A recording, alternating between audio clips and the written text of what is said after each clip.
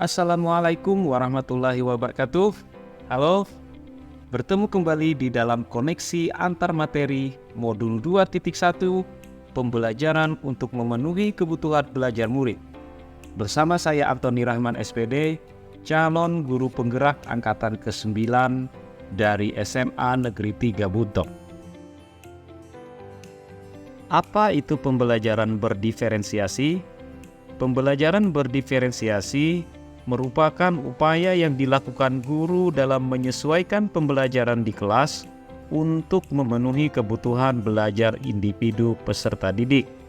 Artinya bahwa pembelajaran berdiferensiasi adalah pembelajaran yang bertujuan untuk mengakomodir seluruh peserta didik di dalam kelas kita.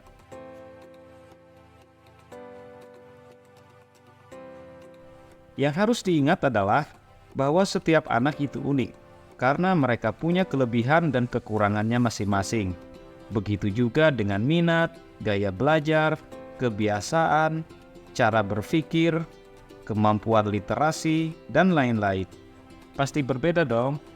Nah, disinilah diperlukan usaha oleh seorang guru sebagai upaya pemenuhan kebutuhan belajar murid yang berbeda-beda tersebut, agar mereka merasa nyaman ketika proses belajar mengajar di kelas dan tentunya tujuan pembelajaran dapat tercapai. Lalu, bagaimana cara melakukan pembelajaran berdiferensiasi agar bisa dilakukan di dalam kelas? Agar pembelajaran berdiferensiasi dapat dilakukan di dalam kelas, seorang guru harus yang pertama adalah memahami tujuan pembelajaran. Yang kedua adalah mengetahui dan merespon kebutuhan belajar murid. Yang ketiga, menciptakan lingkungan belajar yang mengundang murid untuk belajar. Yang keempat adalah melakukan manajemen kelas yang efektif. Dan yang kelima adalah melakukan penilaian secara berkelanjutan. Terkait kebutuhan belajar murid, 3 aspek yang harus dipahami guru adalah: yang pertama, kesiapan belajar murid. Kesiapan belajar murid mengharuskan guru untuk menilai pengetahuan awal dan menentukan apa yang telah siswa ketahui dan di mana posisi mereka berada. Yang kedua adalah minat murid. Setiap anak memiliki minat yang berbeda-beda. Minat merupakan salah satu motivasi penting bagi peserta didik untuk bisa terlibat aktif dalam proses belajar mengajar. Dan yang ketiga adalah profil belajar murid. Hal ini terkait dengan lingkungan, budaya, gaya belajar, dan kecerdasan majemuk yang berbeda-beda antara satu anak dengan anak lainnya. Kebutuhan belajar murid dapat diidentifikasi dengan cara yang pertama adalah mengamati perilaku murid. Yang kedua, mengidentifikasi pengetahuan awal. Yang ketiga, mereview dan merefleksi terhadap praktik pengajaran. Yang keempat, berbicara dengan guru murid sebelumnya. Yang kelima, membaca rapot murid sebelumnya. Dan yang keenam adalah menggunakan berbagai penilaian formatif dan diagnostik.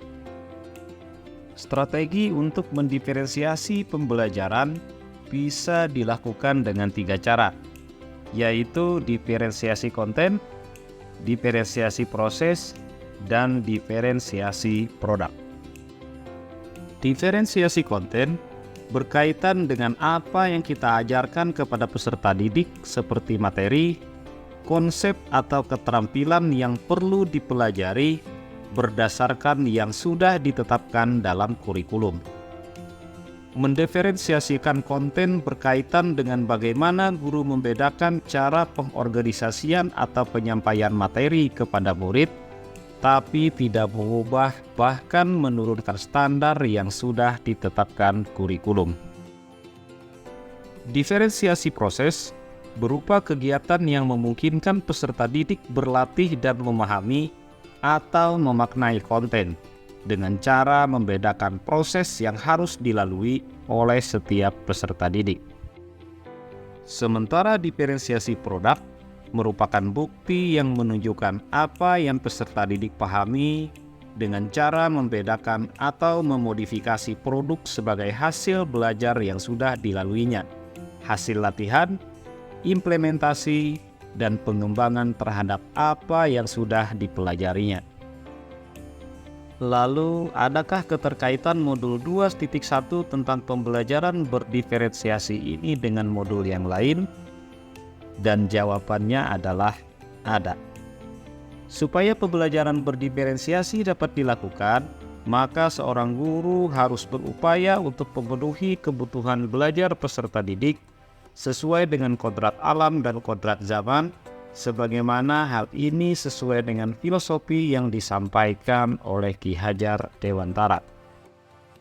Dalam upaya memenuhi kebutuhan belajar murid melalui pembelajaran berdiferensiasi, aktivitas pembelajaran yang dilakukan seorang guru penggerak harus berpihak pada murid, reflektif, mandiri, inovatif, dan kolaboratif untuk menciptakan pembelajaran berdiferensiasi agar kebutuhan belajar peserta didik dapat terpenuhi.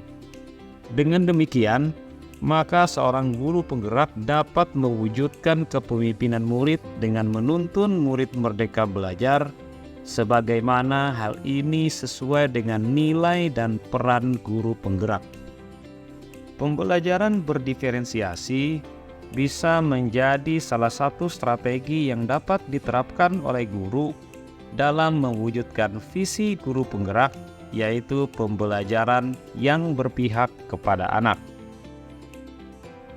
Dan dalam pembelajaran berdiferensiasi, hendaknya ada kesepakatan yang dilakukan oleh guru dan murid dalam membentuk keyakinan kelas agar pembelajaran yang dilakukan dapat berjalan dengan baik sebagaimana sesuai dengan nilai-nilai budaya positif.